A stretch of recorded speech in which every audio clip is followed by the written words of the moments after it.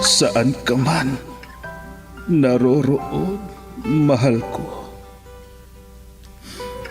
Mananatili kang buhay sa aking puso. Ramdam kita sa bawat sandali. Dahil buhay na buhay ka sa himig ng pag-ibig. Himig ng pag-ibig. I need your love, you brighten up my day. Isang himig na maging gabay sa mga taong wagas na nagmamahalan. Duyan ng malabahagharing pag-ibig na hihili sa puso at pakiramdam. Himig ng pag-ibig. Isang dula na kung saan iikot ang iba't ibang kwento na inyong mapapakinggan mula Lunes hanggang Sabado. Sa pluma at direksyon ni Luvimin Aquino. Dito sa Lovelet Artist and Talent Center Drama Productions, handog sa inyo ng #1 and most trusted radio network in the country, Bumbo Radio Philippines. Basta Radio. Bumbo.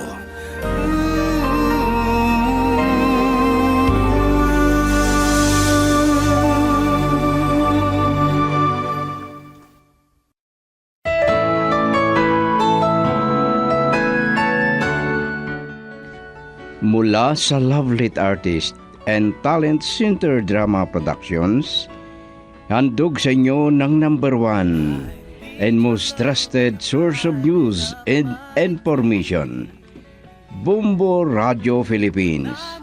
Ang unang bahagi ng isang linggong kasaysayan na pinamagatang Sing-Sing.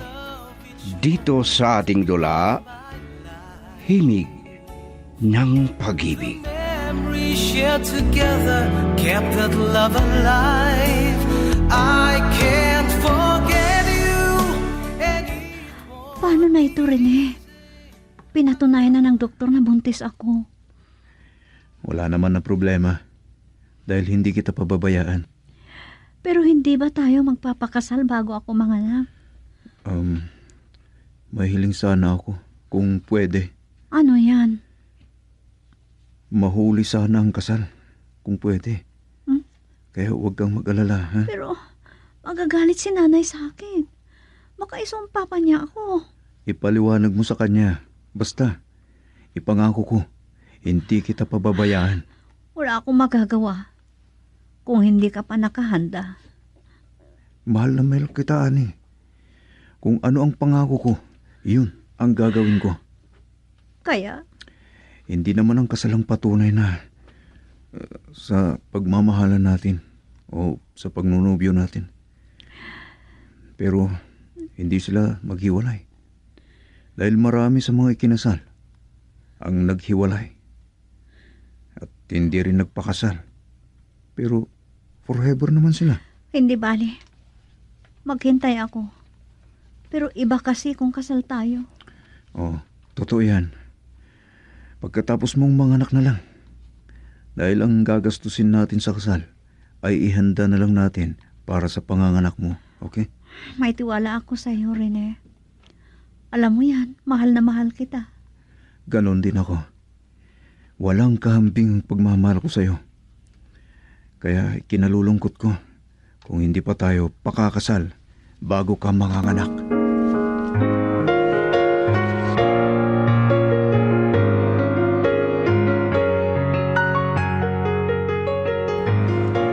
Malapit ka ng manganak.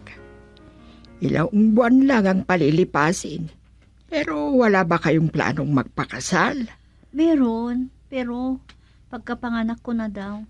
Ano? Pero anak, may masasabi ang mga tao. Pabayaan nyo na lang kung anong sasabihin ng mga tao. Ang gastusin namin kasi sa kasal, ihanda na lang namin sa panganganak ko. Ganun ba? At ang gusto niya, medyo maganda naman ang aming kasal, syempre. Dahil minsan lang naman mangyari yun. Kaya, Pangako niya, kahit nagsasama na lang kami, ay ihanda rin ang aming pagpapakasal pagkatapos kong manganak. At sana walang problema. sige, kayo ang bahala. Pero kung ako lang sana ang masusunod, kahit simpleng kasal lang, basta makasal kayo bago ka manganak. Oo, inay.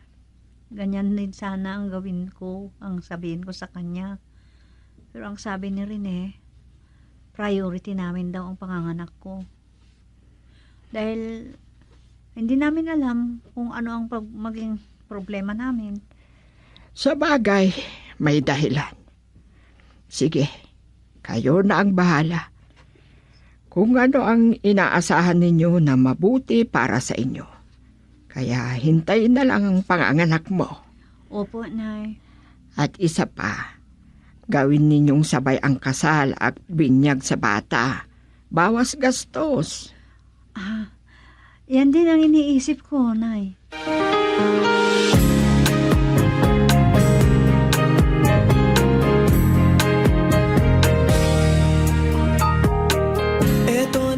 Buti naman pare at pumayag ang ina ni Sarah na ganyan na mangyari.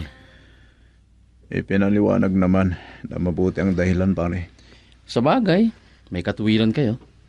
Oo, pare.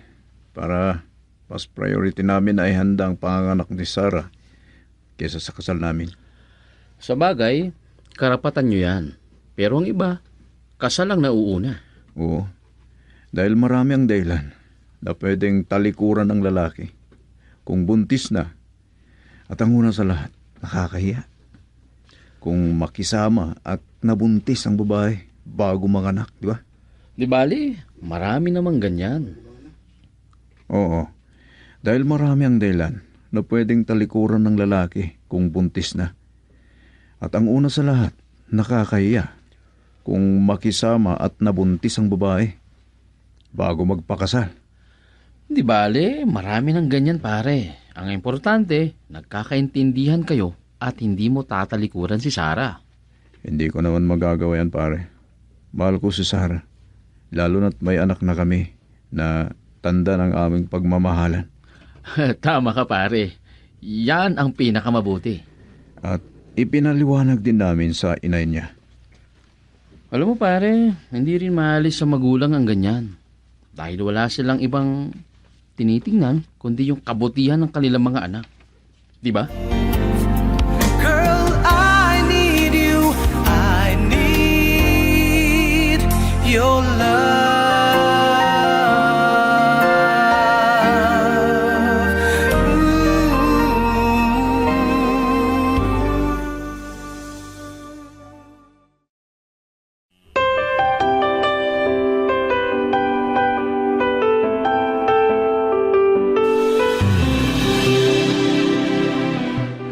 Naintindihan ko si inay. Natural sa magulang na mahal niya ang kanyang anak. Nakakaintindi. Pero, dapat maunawaan mo rin siya. Lalo na, nagsasama na tayo na hindi pa kasal. Tapos manganganak na. Oo, naintindihan ko yan. At salamat dahil naintindihan nila ang dahilan. Sabi niya sa akin, kahit simple lang sana nakasal. Minsan lang mangyari sa buhay natin ito. At gusto ko, may tuturing na napakagandang alaala sa buhay natin. Pero kung isipin ang gastos, nasasayangan ako. Lalo na pag nanganak na ako. Yan ang unang dahilan. Hindi naman na sa hindi ko gusto na pakasalan ka. Dahil walang problema doon. Kasi binata ako. Oo. At sabi pa ni nanay, kahit sabay na raw ang kasal at binyag ng anak natin.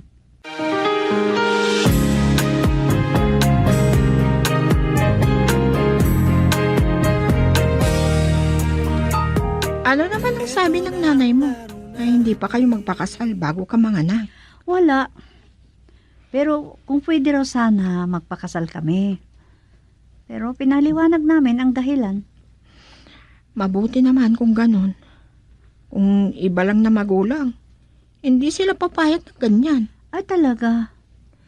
Pero hindi ko alam. Parang nag-aalala rin ako. Anong pinag-aalala mo? Ang panganganak ko. Parang natatakot ako. Ano? Naku po, Diyos ko, ilang buwan pa ba?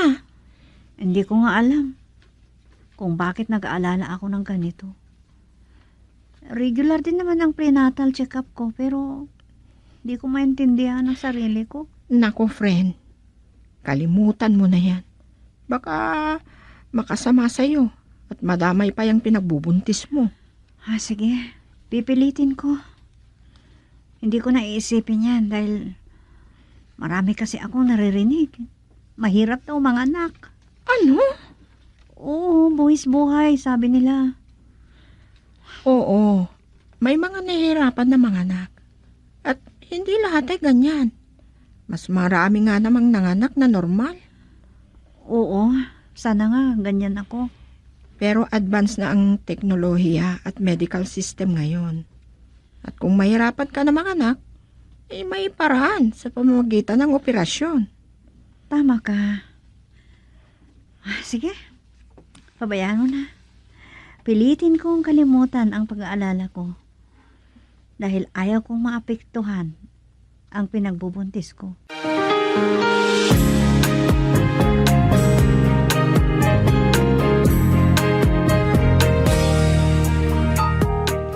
Hindi ko alam kung bakit ganito ang nararamdaman ko. Ano naman yan? Kalimutan mo yan. Lalo na kung tungkol sa plano natin na pagpapakasal. Pagkatapos na lang na manganak ka. Oo. At dalawa ang darating na importante sa parte ng buhay natin. Ano yan? Ang panganganak ko at ang pagpapakasal natin. Oo nga no. Sinabi ko na importanteng araw sa parte ng buhay natin yan. Oo. At ipapanalangin ko na sana walang problema sa panganganak ko. Malaki ang awa ng Diyos. Alam ko na hindi niya tayo pampapayaan. Oo naman. Yan ang panalangin natin. At kung walang problema sa panganganak mo, ay isunod natin agad ang kasal natin. Plus binyag. Ha? Oo, honey. Gusto ko na hindi magduda ang inay mo sa akin. Hindi ko gusto na isipin niya na hindi ako tapat sa'yo.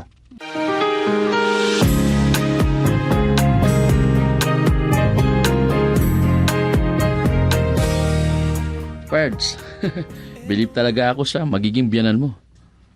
Oo. Wala akong masabi sa kanya, Nelson. Kung iba, baka makarinig ka ng masasamang salita at magbanta pa sila kung hindi mo pakasalang na ang anak nila kung nabuntis mo. Alam mo, naiintindihan ko rin ang mga magulang na ganyan. Siyempre, tinitingnan nila ang seguridad ng anak nila. Dahil sa totoo lang, maraming mga lalaki pag nabuntis na yung babae, pinapabayaan. Yun lang eh. Kung nakuha na nilang gusto nila sa isang babae at nabuntis na nila, wala na. Parang usok na silang mawala sa mundo. At manganganak na lang ang dalaga na biktima nila. Tama ka dyan, pare. Ang dami ang ganyan. Kaya marami ang unwed mother. Ang mahirap dyan, at ang kawawa, yung bata, dahil lalaking bastardo. Hindi ko gusto na mangyari yan sa anak ko, pare. Pero, sorry, kung hindi kami magpapakasal muna bago manganak. Sorry muna kay Sarah ko.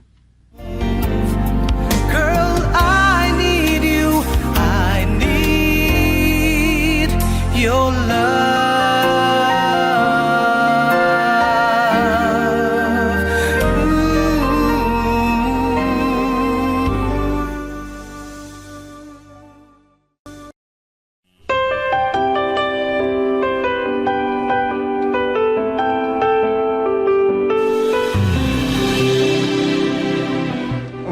Ado anak, kumusta ang check-up mo sa doktor?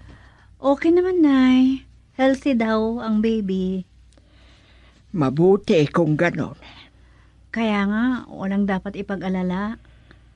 Sige, mag-ingat ka, anak. Opo, Oo nga pala.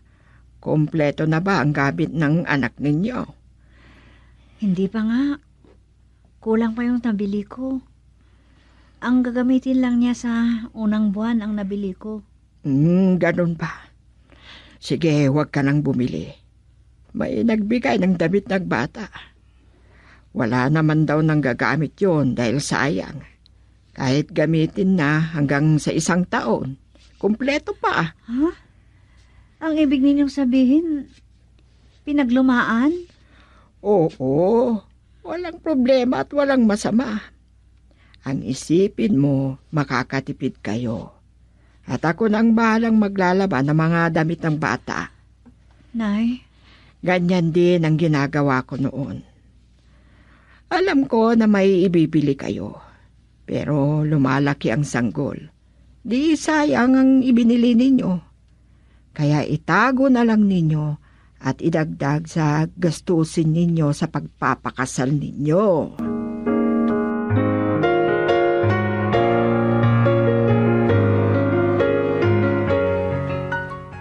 Ganyan ang sabi ni Inay. oo.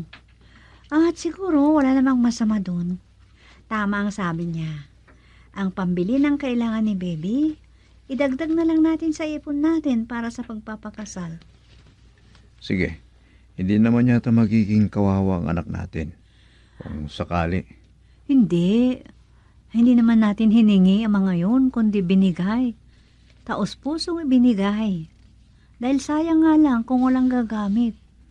Sa bagay naman. Sabi nga nila, be practical. Sige na. Kayo ang bahala. Oo naman. May dahilan sila. Totoo yun. Gusto rin ni inay na makatipid tayo.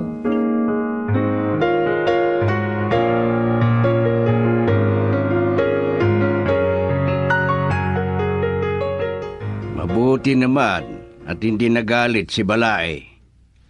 Wala naman. At ipinaliwanag namin sa kanya ang dahilan at nakaintindi naman. Mabuti kung ganon. Dalawa kami ni Sarah na nagpaliwanag sa kanya. Tay. Ay nako, kung iba lang yan, talagang hindi sila papayag. At isa pa, wala naman akong plano na lukuhin o talikuran ang anak nila. Oo naman. At saka, iba na ang panahon ngayon, tay. At iba ang kaugalian na kinalakihan ng mga kasalukuyan na henerasyon. Oo, marami ang nabubuntis at nanganganak na walang asawa. At marami na kabataan ang nabubuntis. Sige, tignan nyo ang para sa kabutihan niyo. O itay, doon muna ako titira sa bahay ni Sarah. Walang problema yan. Kayo ang bahala na mag-asawa.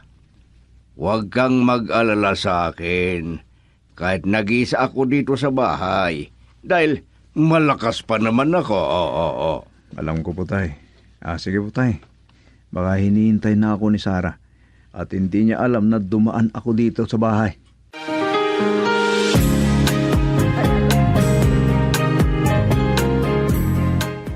Mabuti at namasyal ka, friend. Oo naman. Namiss kaya kita. Mula nung nag-maternity leave ka, nanibago ako. Nawala akong kasama doon sa opisina na ka-vibes ko. Ha, talaga? At kamusta naman ang pinagbubuntis mo? Malapit ka ng mga anak Ay, oo. Kabuwanan ko na sa susunod na buwan. Oh, nagpa-ultrasound ka? Anong anak mo? Babae o lalaki? Hindi ako nagpa-ultrasound. Para suspense. Ano? Oo, mas excited. Na malaman kung babae o lalaki pagkapanganak. Ano naman ang wish mo? Siyempre, mag-iba kami ni Rene. Siyempre, lalaki ang gusto niya. Ako naman. At ikaw? Siyempre, babae. Sa bagay, tama kayo. Mas exciting kung hindi pa ninyo malaman.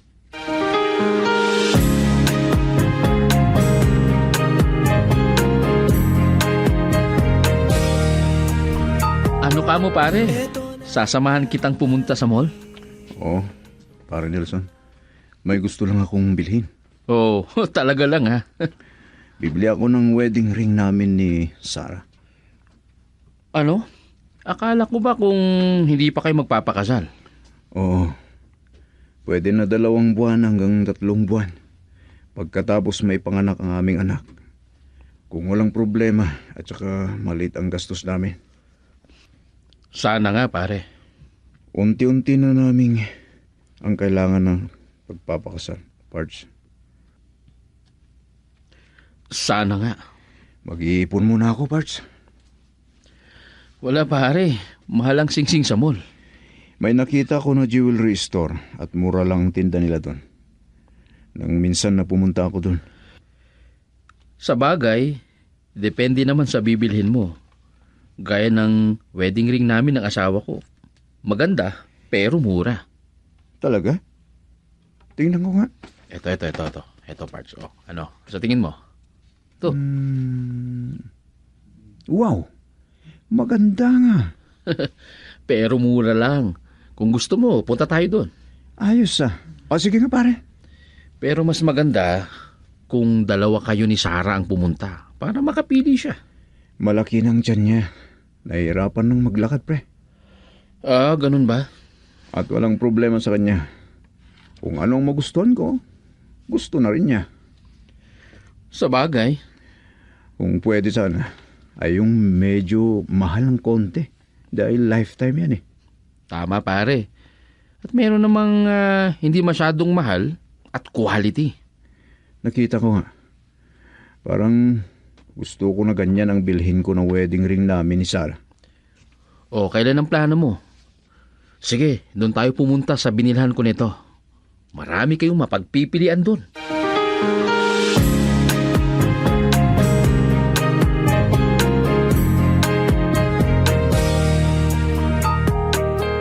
Kaya ko pa naman ang maglakad-lakad. Yun naman ang sabi ng doktor. Oo naman. Kaya nang sinabi ko, may pupuntan tayo. Saan ba tayo pupunta? Ang gusto ko, ngayon pa lang, ay unti-unti nang ihanda na natin ang kailangan natin sa kasal natin. Akala ko ba? Kung priority ang panganganak ko. Oo naman. Pero, hindi bale. Hindi naman masyadong mahal ito. Ano ba yan? Ang wedding ring natin. Bibili tayo. Girl, I need you. I need your love.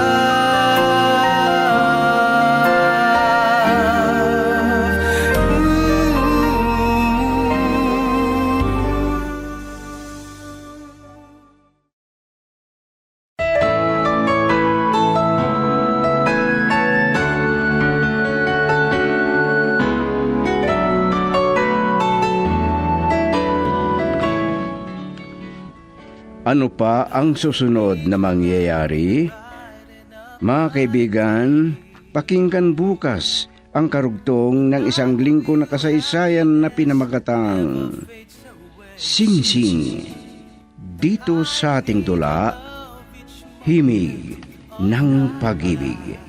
Mula sa panulat at direksyon, Lubimin Aquino. Production Supervision, Leti Astudillo Aquino. Mula sa Lovelet Artist and Talent Center Drama Productions, inihahandog sa inyo ng number 1 and most trusted source of news and information, Bumbo Radio Philippines. Basta Radio. Bumbo. May ka na.